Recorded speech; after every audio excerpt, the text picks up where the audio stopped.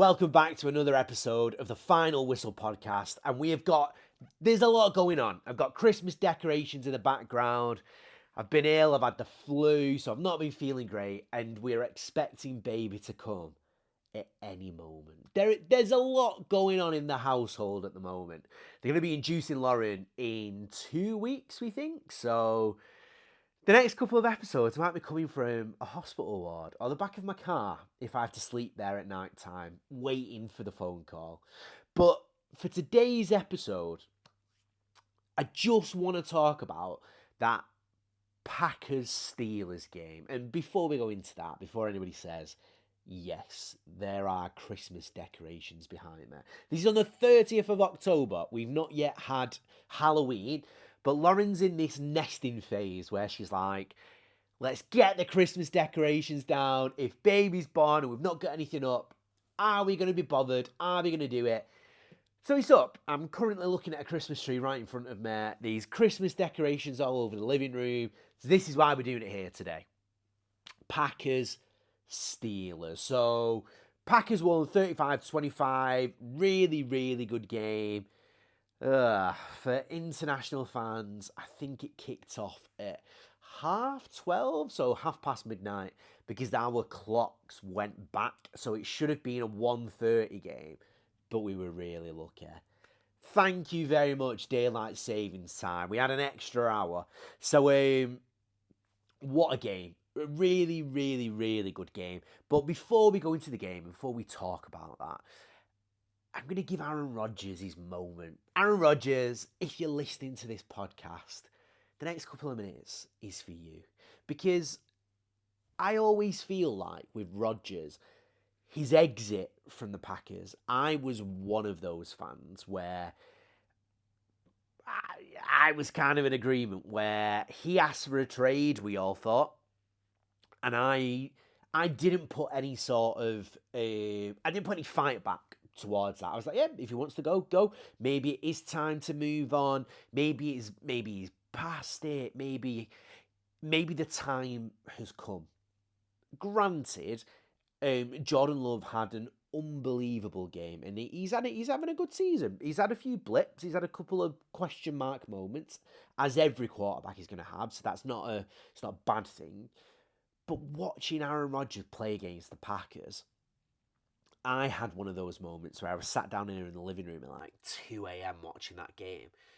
And I was just thinking, wow. We had such an unbelievable quarterback that has been incredible, and how amazing he actually was as a player. We were really, really lucky. Just after, I need to check the year on this, because I always get the year wrong. It was in 2022. We'd had COVID. We'd kind of gone through all of that. And I'd had my 30th in COVID. So at this point in 2022, I was 32. We'd had COVID, and I, as a Packers fan, had said to Lauren, I'd not long really been together, and I was like, I kind of had my 30th in COVID. It were a bit rubbish. I want to do something that is going to be really, really special. There's this team called the Green Bay Packers. It's really, really amazing to me. I would like to go watch a game, go and see Lambeau Field. I'll probably never get back. I wasn't even thinking about International Fan of the Year or having a relationship with Packers everywhere. None of that was on my mind at that point. And I was like, yeah, let's do it. I'm going to go to Green Bay. It's going to be part of a tour group. Do you want to come? And naturally, Lauren said yeah, because she'd never been to America at that point. This was her first time properly in the States. And that experience for me was life-changing. I remember going to, where did we go? We went to Target, we then went to Dollar Tree, and I'm not sure if the Dollar Tree is still there, but where this was located, it was near the mall. And I was talking to a lady in there because she heard the accent. She was like, oh, you're from England? She was like, yeah, we've come to see the Packers. She was like, oh, I'm really sad for you. And I was like, why? It's such an amazing experience. She was like, well, we're playing the Cowboys. we're not playing great this season. Cowboys are a really good team. It was Dak Prescott at the time. It was a it was going to be a tough game, and she was like, you've come all this way to see us lose. And at that point, I was walking down the street, and I said to Lauren, "Let's just go and see Lambeau," because I could see it, and I'd not properly seen it yet. And I walked up to the Enada Gate, I think it is. I might have just butchered that name. I just stood there crying, like physically in tears, looking at Lambeau Field and thinking, we're going to lose. I've come all this way. And the tears weren't from that, but I was looking at this thing that I've dreamed of, and it was so incredibly special to me to be able to see this thing. But in the back of my head, I was thinking, this is it. We're absolutely going to lose. And the only time I've ever made it to Green Bay, it's going to go downhill massively. Went to the game, had an unbelievable experience tailgating. Met so many Dallas fans I still talk to now. Got really drunk, got into Lambeau, and that flyover happened. And again, I was just in floods of tears thinking, this is everything I've ever wanted. This is incredible. Got into the game. What a game. Seeing Aaron Rodgers live for the one and only time that I've ever seen him play for the Green Bay Packers. And he was magical. Seeing that and having that experience. And we came away with a win. I've got the score here. So we won in overtime. And it was... Where are we? Where are we? I literally had this up before we started. It was against the Vikings. It was. So Rodgers completed 14 of 20 passes for 224 yards, 3 touchdowns, and it was a 31-28 overtime victory. So we won in overtime. I remember the field goal. And I remember sitting there thinking, this is magical, what I've just experienced. That was the postman. What a magical thing to have just seen somebody in the prime of his career. And as much as I'm a far fan, he was my quarterback. And I remember after that, we were sat in the bleachers, Lauren and I. And she got really, really drunk in that game and actually fell asleep during it. And I was just sat there thinking, we'll never see anything like this ever again, ever. So Aaron Rodgers has a special place in my heart. And watching that Steelers game, that is the only thing I had in my head that I thought, what have you done? Like, what have you said about this man? That if he wanted to, and, Jordan Love wasn't an option, he could still play for the Green Bay Packers. He could still compete. He could still be a starting quarterback and light it up, because the Steelers are playing great so far this season. And it just goes to show that not be careful what you wish for, but appreciate what you have in that moment, because I'd do anything to see Aaron Rodgers play for the Green Bay Packers again. I would do anything to go back to that moment of being inside Lambeau in November, freezing my nuts off, watching that man play. And I have some friends, because that year the Packers played in London and they played against the Giants. I think it was the month before. You couldn't get tickets for it, and I tried. I really, really tried to get tickets for Tottenham, I think it was that year. Couldn't get them.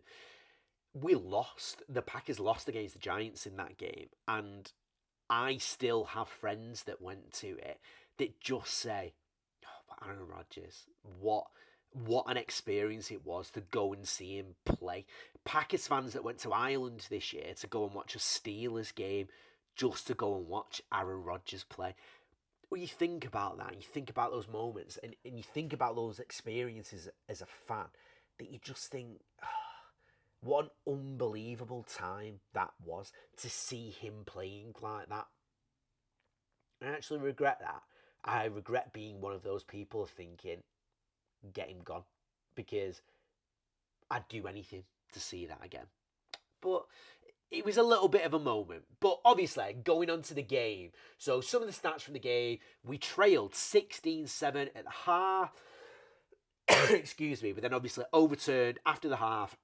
Produced 3 touchdowns, 2 field goals in the second half possessions. And we held the Steelers to 3 points. Unbelievable. Jordan Love completed 29 of 37 passes for 360 yards and 3 touchdowns. Unbelievable game by Jordan Love. And obviously Tucker Kraft.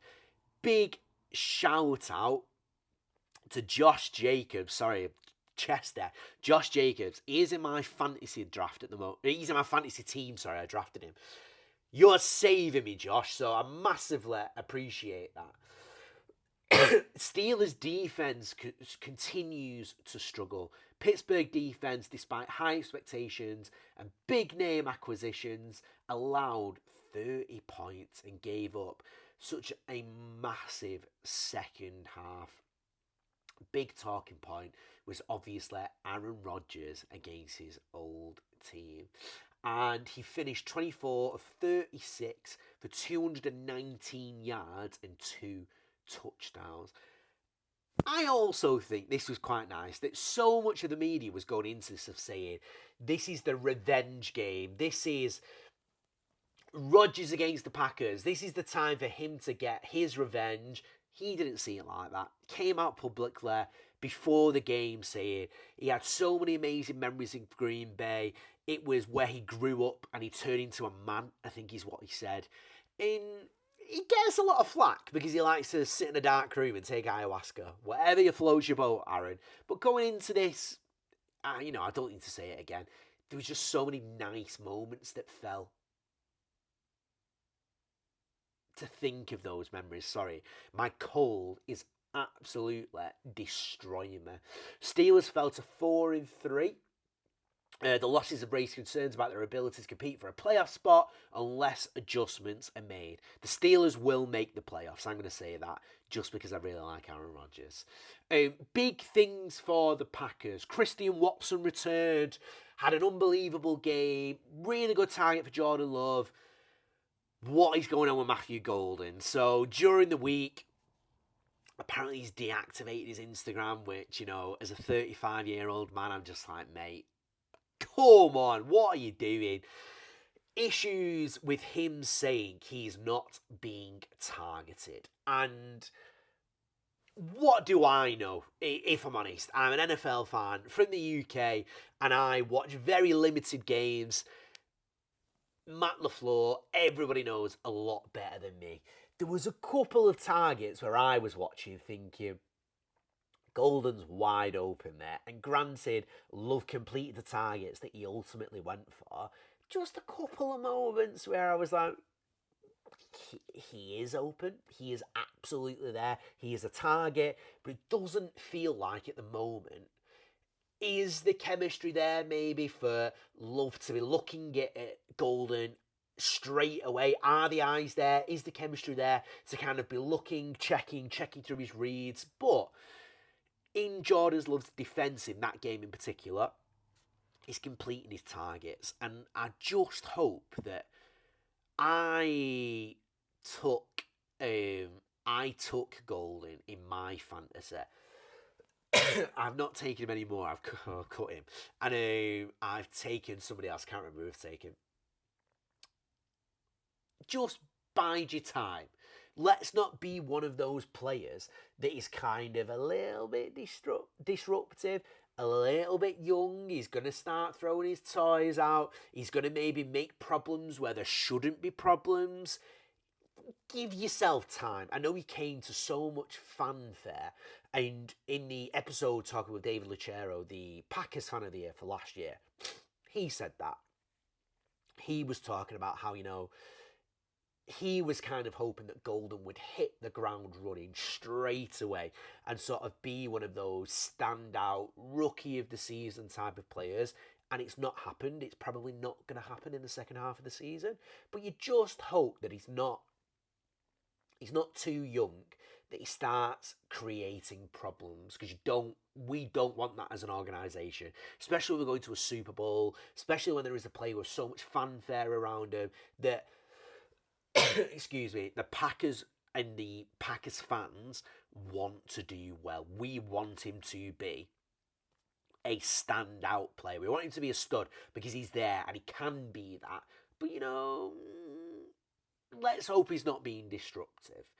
Obviously, the game going into this weekend is Packers-Panthers. For international fans, it's going to be a 6 o'clock kickoff. We're going to get it on Red Zone, and we're playing in our throwback jerseys, which I received one from the Packers Pro Shop this week, and I have to say are stunning. For a team that plays in green and gold, I would say it's green and yellow, but again, what do I know? This is a very, very nice jersey, because sometimes you want those blue jerseys that they go a little bit more, especially if you want to wear them out and about.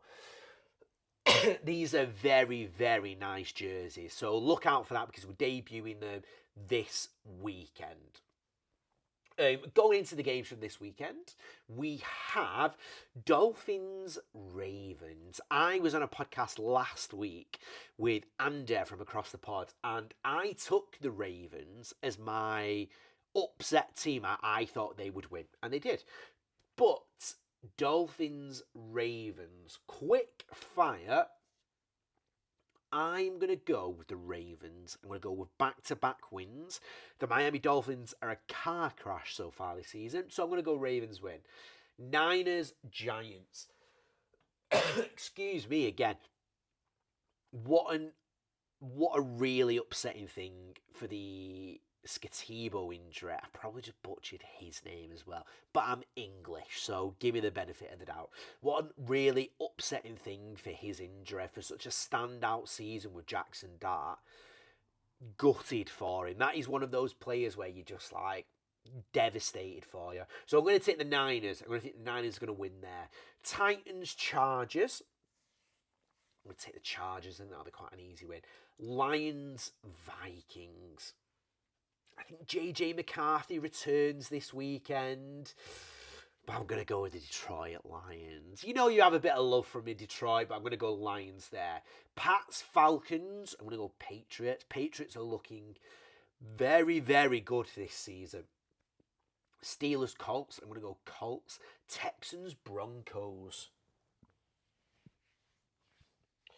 I'm going to go with an upset for this game. Coming off a win, I think the Texans are going to beat the Denver Broncos. Bengals, Bears. Ooh. I think it was Bears-Ravens, wasn't it, over the weekend?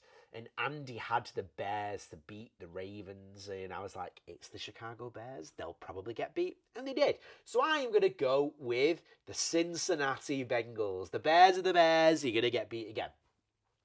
Packers-Panthers, I'm going to go with Packers win. I'm going to go with an easy Packers win. Matthew Golden, let's hope you get your first touchdown of the season. Just do it again for me, Josh Jacobs. You keep doing what you are doing, my friend. Rams-Saints. I'm going to go with the Saints. I think it's at the Saints. I'm going to go with the Saints. I'm going to go with an upset. Why not? Raiders-Jags, my word. This is two awful teams playing each other. But I'm going to go with the Jacksonville Jaguars. Bills-Chiefs. Showdown. This is a 9:30 game in England, and I'll watch this one. I think if the Bills can get over being the Bills and they beat the Kansas City Chiefs, they'll go to the Super Bowl. Because whilst I give the Chiefs a lot of shade, the Chiefs are the Chiefs, aren't they? They've looked good, so they've looked shaky at sort of the start of the season. They're turning it around. They're playing well. I'm going to go with the Bills. I really want Josh Allen to make it to the Super Bowl, and then I hope the Green Bay Packers beat them. But I'm going to go with the Bills. Commanders Seahawks. Ooh, this is a 1:30 game. I ain't staying up for that.